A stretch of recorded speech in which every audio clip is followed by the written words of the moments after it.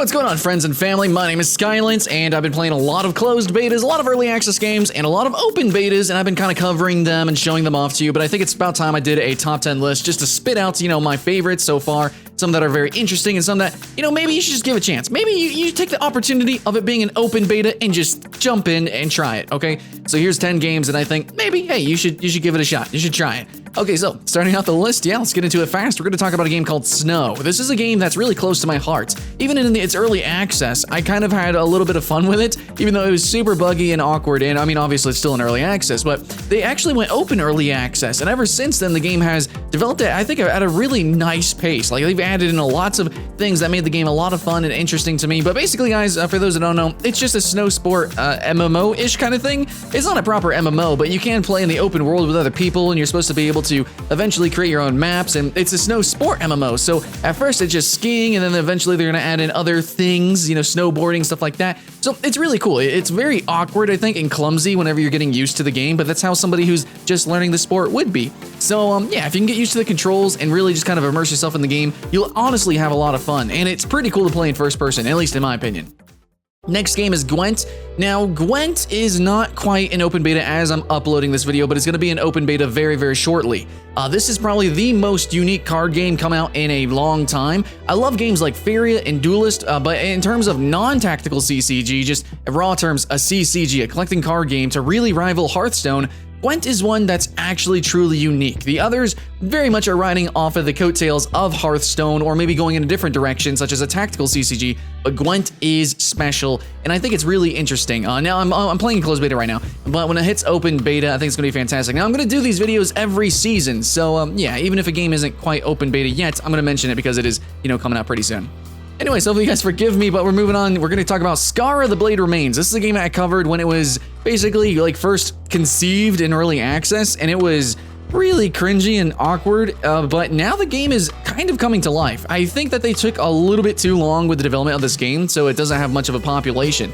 But I'm always somebody to champion these kinds of games, like these melee arena combat games that sometimes they have magic, sometimes they don't, sometimes they're a little bit more, physics-based, but Skara, it's not horrible, I think, in my opinion. It definitely deserves mixed reviews, especially over its development cycle, and it's taken a really long time. But I'm just such a sucker for games like this, like Panzer, or anybody play Archblade? Or, I just really love these arena fighting game things, and Skara is one of them, and I think Skara is one of the better ones, even though the genre doesn't really have, I think the only one that's actually known is For Honor, and that just came out. So in terms of free to play especially, basically nobody plays them. So please give it a shot, maybe.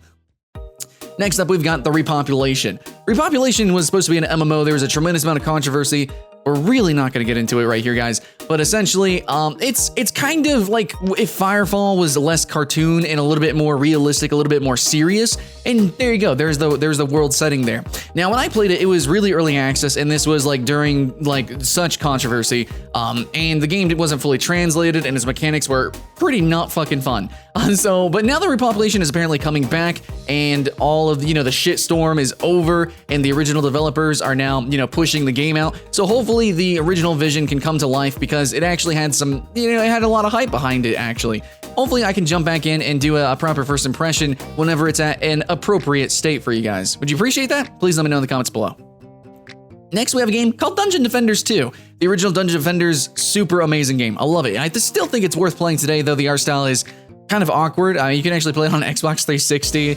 So yeah, on consoles, it's pretty cool. The original was great. I played the Wizard the most, but Dungeon Defenders 2 kind of added to the formula and mixed up some things, and I don't know, it kind of left kind of a sour taste in a lot of people's mouths, I think, because it went free to play, but also because it's free to play, more people can actually try the Dungeon Defenders, so, give and take. But anyways, guys, the art style is super clean, super colorful, and this is an action tower defense game. I think it's fantastic. I think it's incredibly fun, and I'm surprised that it's still in early access, because even literally when it first came out in early access and I bought into it for 20 bucks, I thought it looked amazing, dude. I thought it was a great game. Sure, there were some glitches here and there, but dude, overall, the polish is definitely better than a lot of AAA games nowadays. So heck yeah, man, keep it in early access as long as you want. Keep finishing it. But though I do think that the game is about to release from early access. I think it's about to go gold because they are finishing the end game and all that good stuff. So hey, man, jump into it right now and then ride the wave as it launches.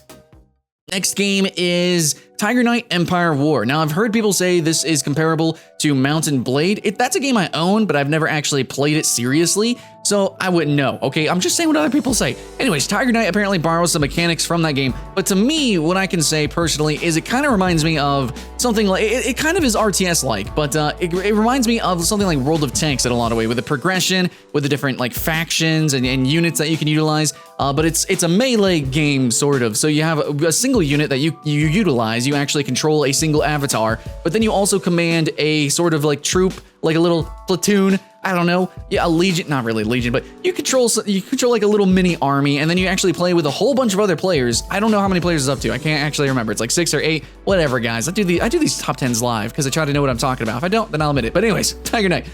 This game, for me in America, it seemed like there was a lot of ping issues, at least in the early access, which technically still is early access. I meant when it first came out. So I don't know how your latency is. A lot of people, my European viewers, said that there's like basically no latency over there. So I don't know. You should just try it out. This is a pretty interesting game. When it's really tactical, and its UI I think is really ugly and harsh, but there's a whole lot of complexity to this game, and there's a whole lot of uniquity to this game that I think is very, very fun, especially coming from free-to-play. I know there's Total War Arena, but trust me, guys, Tiger Knight Empire War, even in its worst state whenever it was first releasing, is definitely more fun than what I played of Total War Arena, okay? So that's all I can say about that.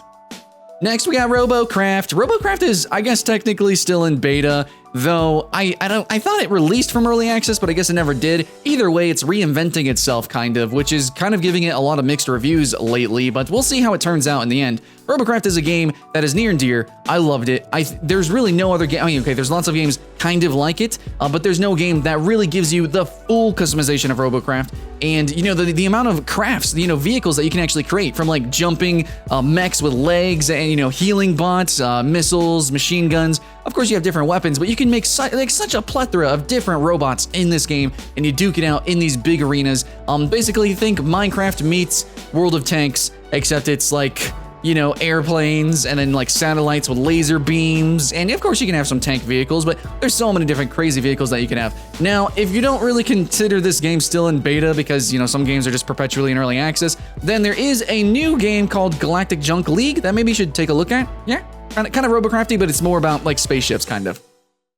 Next, we got Brawlhalla. Brawlhalla is a pretty sweet, I'm probably gonna say it's probably the best, you know, Smash-like game out there. It's a platform fighter. Obviously, it's gonna emulate Smash just to a little bit, but actually, it's more unique than many other Smash-like games that we're seeing. I think people are gonna want to look toward Rivals of Aether if you don't want a free-to-play game, if you want something that's more Smash-like and maybe more competitive, you know, bunny ears. But Brawlhalla already has bigger tournaments, it's already got a much bigger population, and it has, in my opinion, more unique mechanics with like weapons that you can actually switch, and there's like so many cool throwables, and overall, like, the platforming of the game and the mobility is a tremendous amount of fun. Now, the art style might turn on or off some people. I know for me, overall, I'm more of a fan of, I guess, the pixel art of Rivals of Aether, but at the same time, this art style is very clean, okay? It's very clean, which makes it a very competitive game because it's very easy to see, you know, the hitbox radiuses and, you know, the hurt boxes, and it's just very easy to see and play the game and understand what's happening on screen. That's all I can say. In a genre that can be so chaotic, you really need that clean art style. Yes, I appreciate pixel art, but I think Brawlhalla has it down for competitiveness overall. I think the esports scene is really growing. You guys should check it out if you want to be a competitive player. Next, we have Unturned. Here's another that's like perpetually in beta. Unturned is, I know it looks kind of like Minecraft, like graphically. It looks really low polygon count. That's because it is. It probably will run decently on most machines, which is a great boon to its popularity. But really what made Unturned special, and what continues to make it special, is that it just kind of works, man. Okay, a lot of these other early access zombie games, free to play or otherwise, like, they just don't have the features that Unturned has. Like, flat out, Unturned, even in whenever it was first releasing, had more features than most, I'm gonna say all other, like, zombie survival games. And at least they actually worked, okay? So, yeah, namely Cars. Cars was in there, you know, they actually had a lighting engine. It's so crazy. It looks really, really childish, okay? But that's also probably a really good thing about the game. It's one of those games that's like a hardcore survival co-op-y kind of experience. It's fun for the family. But lastly, I think it's time we talk about Paladins. Paladins being an open beta has been really ridiculous. It's been a roller coaster, dude. Paladins went from being an Overwatch clone, or actually it went in closed beta, it was a totally different game. Then it went into being an Overwatch clone, and now it's finally kind of like, you know, it has that foundation of it's like, yeah, we're like Overwatch, and then they're adding on pieces to really make it a little bit more complex, make it a little bit more special than Overwatch. And so I appreciate that. I'm really enjoying a lot of characters that they've come out with. Maeve is Bae. She is my new main. I really appreciate her, and I've always liked Evie. I enjoy, we've got, oh man, Ying. Ying is so cool. I mean, obviously a lot of inspiration from, you know, the Mesmer class in Guild Wars 2, but anyways, guys, you play these character-based games, these hero shooters, you play them for their characters, and Paladins is releasing a ton of characters, and there is something special to be played in this game, even if you consider it, or even if objectively it is very similar to Overwatch with its game modes and a lot of its characters. It just doesn't matter, because there is something special here regardless. You'll find it, man. If you look, you'll find it, especially with the customization allotted with the loadout system. I love that. I love it, dude. Actually having our characters kind of, you know, bend to our playstyle and doing some unique things and special things gives the game a lot more replayability than probably at first deserved. But now, oh man, dude, the sky's the limit now, dude. And if you know Hi-Rez's history with making really weird and fun and sometimes unbalanced game modes, absolutely, dude, I can't wait to see the future of Paladins. You should jump in right now, especially because it's already competitive. There's already tournaments and stuffs. Let's do it, guys. Let's jump in.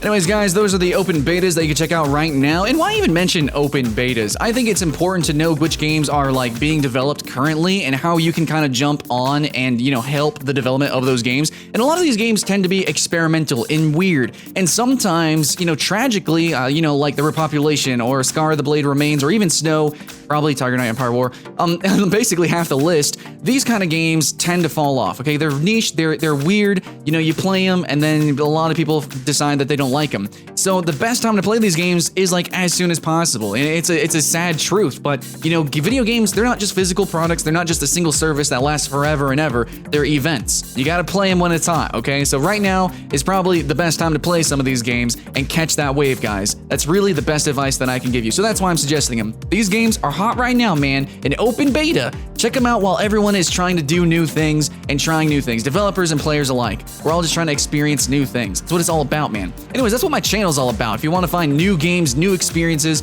and you know, go through me, you know, I help you find those games, I'm totally cool with that. That's what we do here, yeah? So like and subscribe for all that fun stuff, man. No, really, I hope you guys do have fun. My name's Skylent, and I'll see you in the next one.